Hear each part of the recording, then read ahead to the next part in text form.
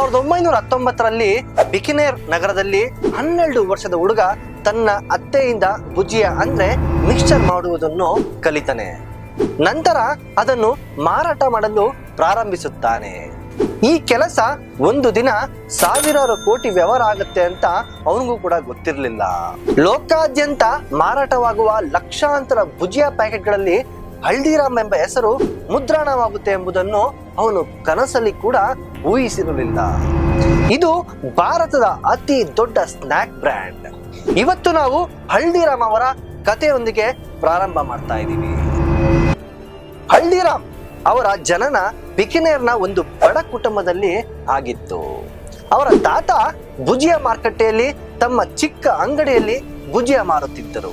ಬಾಲ್ಯದಿಂದಲೂ ಹಲ್ದಿರಾಮ್ ಅವರಿಗೆ ಭುಜಿಯಾ ಬಗ್ಗೆ ಅತ್ಯಂತ ಆಸಕ್ತಿ ಇತ್ತು.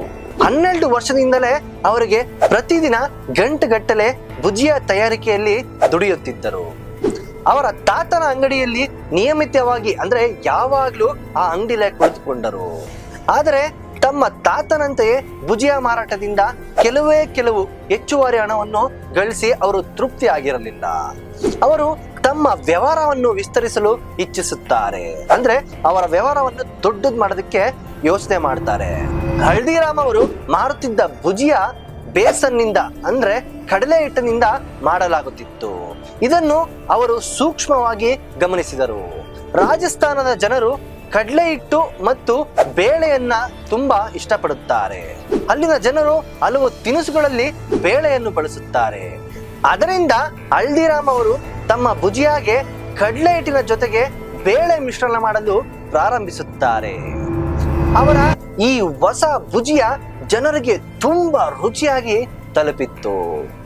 ತಕ್ಷಣ ಅದು ಬಹಳ ದೊಡ್ಡ ಮಟ್ಟದಲ್ಲಿ ಹಿಟ್ಟಾಯಿತು. ಈ ಭುಜಿಯಾವನ್ನು ತೆಳು ಮತ್ತು ಗರಿಗರಿಯಾಗಿ ಮಾಡಿದರೆ ಗ್ರಾಹಕರಿಗೆ ತುಂಬಾ ಇಷ್ಟವಾಗುತ್ತೆ ಎಂದು ಅರಿತರು. ಇದನ್ನು ಸಾಧಿಸಲು ಮೊದಲು ಅವರಿಗೆ ತೆಳುವಾಗಿ ಮಾಡಬೇಕಾದ ಮತ್ತು ಜೊತೆಗೆ ಒಂದು ಚಿಕ್ಕ ಗುಂಡಿಗಳು ಮತ್ತು ಉತ್ತಮವಾದ ಮೆಶ್ ಬೇಕಾಗಿತ್ತು. ಇದರಿಂದ ತುಂಬಾ ತೆಳ್ಳಗಿನ ಭುಜಿಯಾ ತಯಾರಿಸಬಹುದು ಎಂದು ಅವರು ಅರಿತರು. ಅವರು ಮಾರುಕಟ್ಟೆಯಲ್ಲಿ ಹಲವಾರು ಮೆಶ್ ಗ್ರಾಹಕರೊಂದಿಗೆ ಚರ್ಚಿಸಿ ಪರಿಪೂರ್ಣ ಮೆಶ್ನನ್ನು ತಯಾರಿಸಿದ್ದರು. ಹಲವಾರು ತಿಂಗಳ ಪ್ರಯೋಗದ ನಂತರ ಅವರು ಪರಿಪೂರ್ಣವಾಗಿ ತೆಳುವು ಮತ್ತು ಗರಿಗರಿಯಾದ ಭುಜಿಯಾ ತಯಾರಿಸಿದ್ದರು. ಈ ಹೊಸ ಭುಜಿಯಾ ಮಾರುಕಟ್ಟೆಯಲ್ಲಿ ತುಂಬಾ ಹೆಸರು ಗಳಿಸಿತ್ತು. ಆದರೆ ಹಲ್ದಿರಾಮ್ ಅವರ ನವೀನ್ಯತೆ ಕೇವಲ ಭುಜಿಯಾ ವಿಧಾನ ಸೀಮಿತವಾಗಿರಲಿಲ್ಲ. ಹಲ್ದಿರಾಮ್ ಅವರು ರಹಸ್ಯವಾಗಿ ಒಂದು ಬ್ರ್ಯಾಂಡ್ಗೆ ಜೀನಿಯಸ್ ಕೂಡ ಆಗಿದ್ದರು. ಮಾರುಕಟ್ಟೆಯಲ್ಲಿ ಇನ್ನು ಅನೇಕ ಅಂಗಡಿಗಳು ಭುಜಿಯಾ ಮಾರುತ್ತಿದ್ದವು. ಆದರೆ ಹಲ್ದಿರಾಮ್ ಅವರು ಗ್ರಾಹಕರ ಮನಸ್ಸಿನಲ್ಲಿ ತಮ್ಮ ಭುಜಿಯಾ ಒಂದು ಸಾಮಾನ್ಯ ಭುಜಿಯಾಕ್ಕಿಂತ ಹೆಚ್ಚು ಮಹತ್ವ ಪಡೆದುಕೊಳ್ಳಬೇಕೆಂದು ಬಯಸಿದ್ದರು. ಹಲ್ದಿರಾಮ್ ಅವರಿಗೆ ತಿಳಿದಿದ್ದು ಮಹಾರಾಜ್ ದಂಗರ್ ಸಿಂಗ್ ಬಿಕನೇರ್ನ ಅತ್ಯಂತ ಜನಪ್ರಿಯ ರಾಜರಾಗಿದ್ದರು ಮತ್ತು ಜನರು ಅವರಿಗೆ ತುಂಬಾ ಗೌರವ ತೋರಿಸಿದ್ದರು. ಆದ್ದರಿಂದ ಹಲ್ದಿರಾಮ್ ಅವರು ತಮ್ಮ ಭುಜಿಯನ್ನು ಮಹಾರಾಜ ದಂಗರ್ ಸಿಂಗ್ ಅವರ ಹೆಸರಿನಲ್ಲಿ ದಂಗರ್ ಸೇವ್ ಎಂದು ಹೆಸರಿಟ್ಟರು. ಮಹಾರಾಜರ ಹೆಸರಿನೊಂದಿಗೆ ಅವರ ಭುಜಿಯಾ ಎಲ್ಲ ಸಾಮಾನ್ಯ ಭುಜಿಯಾಗಳಿಗಿಂತ ವಿಭಿನ್ನವಾಗಿ ಕೂಡಿತು ಮತ್ತು ಅದಕ್ಕೆ ಪ್ರೀಮಿಯಂ ಸ್ಥಿತಿಯು ಸಿಕ್ಕಿತು. ಈ ಹೊಸ ಬ್ರ್ಯಾಂಡ್ಗಳೊಂದಿಗೆ ಅವರು ಬೆಲೆಯನ್ನು ಕೂಡ ಹೆಚ್ಚಿಸಿದರು ಮತ್ತು ಗ್ರಾಹಕರು ಅದನ್ನು ಖುಷಿಯಿಂದ ಕೂಡ ಒಪ್ಕೊಂಡ್ರು. ಮುಂದಿನ ಕೆಲವು ವರ್ಷಗಳಲ್ಲಿ ಹಲ್ದಿರಾಮ್ ಅವರ ತಮ್ಮ ಇನ್ನೂ ಇಬ್ಬರ ಸಹೋದರರೊಂದಿಗೆ ವ್ಯವಹಾರವನ್ನು ಉತ್ತಮವಾಗಿ ಸ್ಥಾಪನೆ ಮಾಡಿದ್ದರು ಮತ್ತು 36 ವಯಸ್ಸಿನಲ್ಲಿ ಅವರು ತಮ್ಮ ಹೆಂಡತಿ ಮತ್ತು 3 ಮಕ್ಕಳೊಂದಿಗೆ ತುಂಬಾ ಬಡತನದಿಂದ ಹೊರಬಂದರು. ಹಲ್ದಿರಾಮ್ ಅವರಿಗೆ 1944ರಲ್ಲಿ ಅವರ ಜೀವನದಲ್ಲಿ ಒಂದು ದೊಡ್ಡ ತಿರುವು ಬಂತು. ಮನೆಯ ಮಹಿಳೆಯರ ನಡುವಿನ ಸಂಬಂಧಗಳು ಹಾಳಾಗಲು ಪ್ರಾರಂಭಿಸಿದವು. ಮಾತಿನ ವಿರೋಧಗಳು ಹೆಚ್ಚಾಗಿ ಅಂತಿಮವಾಗಿ ಹಲ್ದಿರಾಮ್ ಅವರು ಮನೆಯಿಂದ ದೂರ ಆಗ್ಬೇಕಾಗಿತ್ತು. ಮನೆ ಜೊತೆಗೆ ಹಲ್ದಿರಾಮ್ ಅವರ ವ್ಯವಹಾರದಿಂದ ಕೂಡ ದೂರ ಆಗ್ಬೇಕಿತ್ತು. ಅವರ ಜೀವನದಲ್ಲಿ ಒಳ್ಳೆ ಸಮಯ ಬರುತ್ತೆ ಅನ್ನೋಷ್ಟರಲ್ಲಿ ಅವರ ಶ್ರಮ ಎಲ್ಲ ವ್ಯರ್ಥವಾಗಿತ್ತು. ಅವರಿಗೆ ಯಾವುದೇ ಪ್ರಯೋಜನ ಕೂಡ ಆಗಲಿಲ್ಲ ಮತ್ತು ಅವರ ತಮ್ಮ ಕುಟುಂಬದೊಂದಿಗೆ ರಾತ್ರೋರಾತ್ರಿಗೆ ಬೀದಿಗೆ ಬಂದುಬಿಟ್ರು. ಆದರೆ ಜವಾಬ್ದಾರಿಗಳನ್ನು ಗಮನದಲ್ಲಿಟ್ಟುಕೊಂಡು ಅವರು ಯಾವುದೇ ಕಾರಣಕ್ಕೂ ಭಾವುಕರಾಗಿರಲಿಲ್ಲ. ಒಂದು ದಿನ ಮಾರುಕಟ್ಟೆಯಲ್ಲಿ ಕೆಲಸ ಹುಡುಕ್ತಾ ಇರುವಾಗ ಯಾರೋ ಅವರ ಹೆಸರನ್ನು ಹಿಡಿದು ಕೂಗಿದರು. ಹಲ್ದಿರಾಮ್ ಅವರು ತಿರುಗಿ ನೋಡಿದಾಗ ಅವರ ಹಿಂದೆ ಅವರ ಬಾಲ್ಯದ ಸ್ನೇಹಿತನೊಬ್ಬ ನಿಂತಿದ್ದನು. ಅವರ ಸ್ನೇಹಿತ ಬಿಕರ್ನಿಗೆ ಹಲವು ವರ್ಷಗಳ ನಂತರ ಮರಳಿದ್ದನು. ಹಲ್ದಿರಾಮ್ ಅವರು ತಮ್ಮ ಪರಿಸ್ಥಿತಿ ಕುರಿತು ಎಲ್ಲವನ್ನು ವಿವರಿಸಿದರು. ಹಲವಾರು ವರ್ಷಗಳ ಹಿಂದೆ ಹಲ್ದಿರಾಮ್ ಅವರು 200 ರೂಪಾಯಿಗಳ ಮೂಲಕ ತಮ್ಮ ಸ್ನೇಹಿತನಿಗೆ ಸಹಾಯ ಮಾಡಿರುತ್ತಾರೆ. ಅದೃಷ್ಟವಶಾತ್ ಅವರ ಸ್ನೇಹಿತನು ಈ ಉಪಕಾರವನ್ನು ಮರೆತಿರಲಿಲ್ಲ.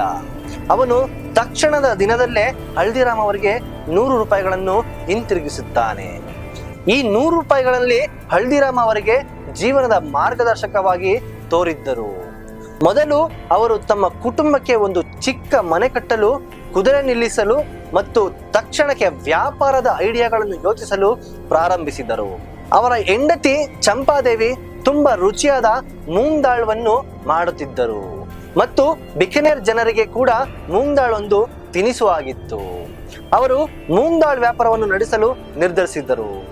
ಅವರಿಗೆ ಉಳಿದಿದ್ದ ಹಣದಿಂದ ಮೂಂಗ್ ದಾಳ್ ಮಸಾಲೆಗಳು ಮತ್ತು ಇತರೆ ವಸ್ತುಗಳನ್ನು ಖರೀದಿಸಿ ಒಂದು ತಾತ್ಕಾಲಿಕ ತಿನಿಸು ತಯಾರಿಕೆ ಕೇಂದ್ರವನ್ನು ಸ್ಥಾಪಿಸುತ್ತಾರೆ. ಗಂಡ ಹೆಂಡತಿ ಇಬ್ಬರು ಮುಂಜಾನೆ ಎದ್ದು ಮೂಂಗ್ ದಾಳನ್ನು ತಯಾರಿಸುತ್ತಾರೆ ಮತ್ತು ನಂತರ ಹಲ್ದಿರಾಮ್ ಅವರು ದಿನವಿಡೀ ಮಾರುಕಟ್ಟೆಯಲ್ಲಿ ತಿರುಗುತ್ತಾ ಸ್ಥಳೀಯ ಕಾರ್ಮಿಕರು ಮತ್ತು ಕಚೇರಿ ಕಾರ್ಯಕರ್ತರಿಗೆ ಈ ತಿನಿಸುವನ್ನು ಮಾರುತ್ತಿದ್ದರು. ಕೆಲವು ಸಮಯದಲ್ಲಿ ಅವರು ಮೂಂಗ್ ದಾಳದ ಜೊತೆಗೆ ತಮ್ಮ ಮೂಲ ವೃತ್ತಿಯಾದ ಭುಜಿಯಾ ಮಾರಾಟ ಮಾಡಲು ಪ್ರಾರಂಭಿಸುತ್ತಾರೆ. ಹಾರ್ಡ್ ವರ್ಕ್ ಮತ್ತು ರುಚಿ ಮತ್ತು ಗುಣಮಟ್ಟದ ಪರಿಣಾಮ ನಿಷ್ಠಾವಂತ ಗ್ರಾಹಕರ ನೆಲೆ ನಿರ್ಮಾಣವಾಯಿತು. ಕೆಲವೇ ಸಮಯದಲ್ಲಿ ಅವರು ಒಂದು ಚಿಕ್ಕ ಅಂಗಡಿಯನ್ನು ಬಾಡಿಗೆಗೆ ತಗೊಂಡು ಉದ್ಯಮವನ್ನು ಸ್ಟಾರ್ಟ್ ಮಾಡ್ತಾರೆ. ಅಂಗಡಿ ತೆರೆದ ಕೆಲವೇ ಸಮಯದಲ್ಲಿ ಮಾರ್ಕೆಟ್ನಲ್ಲಿ ಸುದ್ದಿ ಹರಿದಾಡಿತು. ಹಲ್ದಿರಾಮ್ ಮತ್ತು ಅವರ ದಂಗರ್ ಸೇವ್ ಈಗ ಮತ್ತೆ ಬಂದಿದೆ ಎಂದು ಎಲ್ರಿಗೂ ಗೊತ್ತಾಯಿತು. ಅವರ ಅಂಗಡಿಯಲ್ಲಿ ಜನರು ಸಾಲು ಸಾಲು ನಿಂತು ಹೋಯಿತು ಮತ್ತು ಕಾಣುತ್ತಲೇ ಹಲ್ದಿರಾಮ್ ಪುನಃ ಸ್ಥಳೀಯ ಭುಜಿಯಾ ಕಿಂಗ್ ಆಗಿ ಪರಿಣಮಿಸುತ್ತಾರೆ. ಮುಂದಿನ ಕೆಲವು ವರ್ಷಗಳಲ್ಲಿ ಹಲ್ದಿರಾಮ್ ಕೇವಲ ಈ ಅಂಗಡಿಯನ್ನು ಬೆಳೆಸಲು ಸಂಪೂರ್ಣ ಗಮನ ಹರಿಸಿದ್ದರು. ಆದರೆ 1950ರಲ್ಲಿ ಅವರು ಜೀವನದಲ್ಲಿ ಒಂದು ದೊಡ್ಡ ತಿರುವು ಉಂಟಾಯಿತು. ಹಲ್ದಿರಾಮ್ ತಮ್ಮ ಸ್ನೇಹಿತನ ಮಗಳ ಮದುವೆಗೆ ಕೋಲ್ಕತ್ತಾಗೆ ಹೋಗಿರುತ್ತಾರೆ.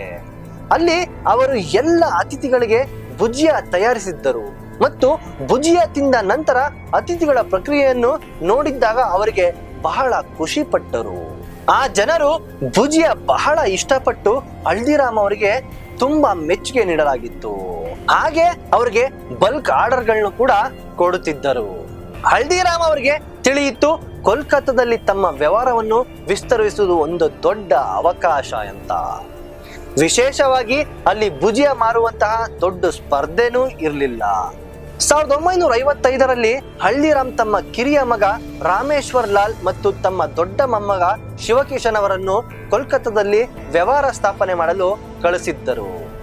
ಅವರ ಆರಂಭವು ಒಂದು ಚಿಕ್ಕ ಮನೆಯಿಂದ ಮತ್ತು ಕೇವಲ 8 ಚದುರ ಅಂಗಡಿಯಿಂದ ಆರಂಭವಾಯಿತು. ಆದರೆ ಕೊನೆಗೆ ಕೋಲ್ಕತ್ತಾದಲ್ಲಿಯೂ ಅವರ ವ್ಯವಹಾರ ಕೂಡ ಬಾಯಿ ಮಾತಿನಿಂದ ಬೆಳೆದಿತ್ತು ಮತ್ತು ಅವರು ದಿನಕ್ಕೆ 150ರಿಂದ 200 ಕಿಲೋ ಭುಜಿಯಾವನ್ನು ಮಾರುತ್ತಿದ್ದರು. ಬಂಗಾಳಿಗಳಿಗೆ ಆಕರ್ಷಿಸಲು ಅವರು ಸ್ಥಳೀಯ ರುಚಿಯ ತಕ್ಕಂತೆ ಬಂಗಾಳಿ ಮಿಕ್ಸ್ಚರ್ ಎಂಬ ನಮ್ಕಿನ್ ಲಂಚ್ ಮಾಡಿದ್ದರು. ಇದು ಬಹಳ ಯಶಸ್ವಿ ಕೂಡ ಆಗಿತ್ತು. ಅಂಗಡಿ 8 ಚದುರ ಅಡಿಯಿಂದ 25 ಚದುರ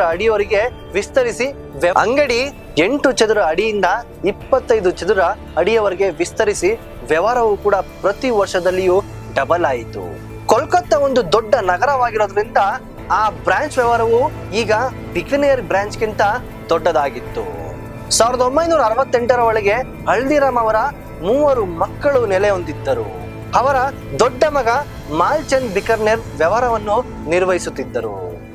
ಸತಿದಾಸ್ ಕುಟುಂಬದಿಂದ ಪ್ರತ್ಯೇಕವಾಗಿ ಸ್ವಾತಂತ್ರ್ಯ ಅಂಗಡಿಗಳನ್ನು ತೆರೆಯಲಾಗಿತ್ತು ಮತ್ತು ರಾಮೇಶ್ವರ್ ಲಾಲ್ ಕೋಲ್ಕತ್ತಾದ ವ್ಯವಹಾರವನ್ನು ನಿರ್ವಹಿಸುತ್ತಿದ್ದರು.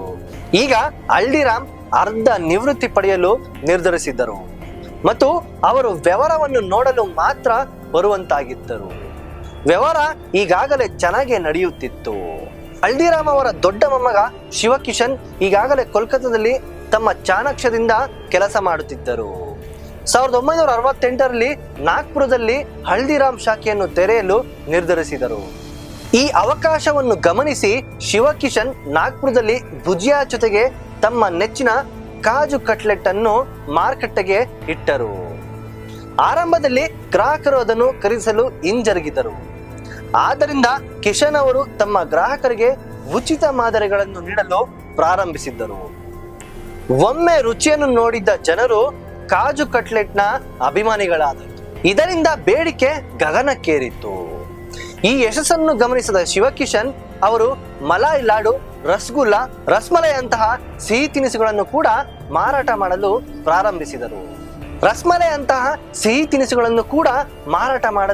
ಪ್ರಾರಂಭಿಸಿದರು. ಅಲ್ಲಿಯೇ ಹಲ್ದಿರಾಮ್ಸ್ ಭಾರತದ ಸಿಹಿ ತಿನಿಸು ಉದ್ಯಮದ ಅತಿ ದೊಡ್ಡ ಪ್ರಾರಂಭವಾಯಿತು. ಅವರು ತಮ್ಮ ರೆಸ್ಟೋರೆಂಟ್ನಲ್ಲಿ ಬಿಕನೇರ್ನ ಜನಪ್ರಿಯ ಸ್ನ್ಯಾಕ್ಸ್ ಉದಾಹರಣೆಗೆ ಸಮೋಸ ಮತ್ತು ಕಚೋರಿ ನೀಡಲು ಬಯಸಿದ್ದರು.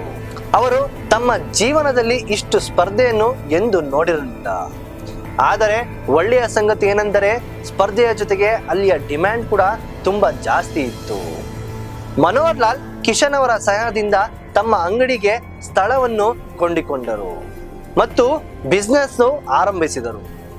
ಹಗಲು ರಾತ್ರಿ ಶ್ರಮಪಟ್ಟು ಅವರು ಮಾರುಕಟ್ಟೆಯಲ್ಲಿ ತಮ್ಮ ಹೆಗ್ಗಳಿಕೆಯನ್ನು ನಿರ್ಮಿಸಿದರು ಮತ್ತು ಬ್ರೇಕ್ ಈವನ್ ಮಾಡುತ್ತಿದ್ದರು.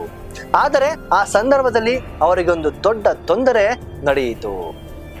ದೆಹಲಿ ಸುಟ್ಟಿ ಹೋಯಿತು ಮತ್ತು ಆ ಸಮಯದಲ್ಲಿ ಮನೋಹರ್ ಲಾಲ್ ಅವರ ವ್ಯಾಪಾರ ಮತ್ತು ಮನೆ ಕೂಡ ಸುಟ್ಟಿ ಹೋಯಿತು. ಮುಂದಿನ 2 ತಿಂಗಳು ಹಲ್ದಿರಾಮ್ ಅವರು ದೆಹಲಿಯ ವ್ಯವಹಾರ ಶೂನ್ಯಕ್ಕೆ ತಲುಪಿತ್ತು. ಆದರೆ ಮನೋಹರ್ ಲಾಲ್ ಸೋಲನ್ನು ಒಪ್ಪಲಿಲ್ಲ.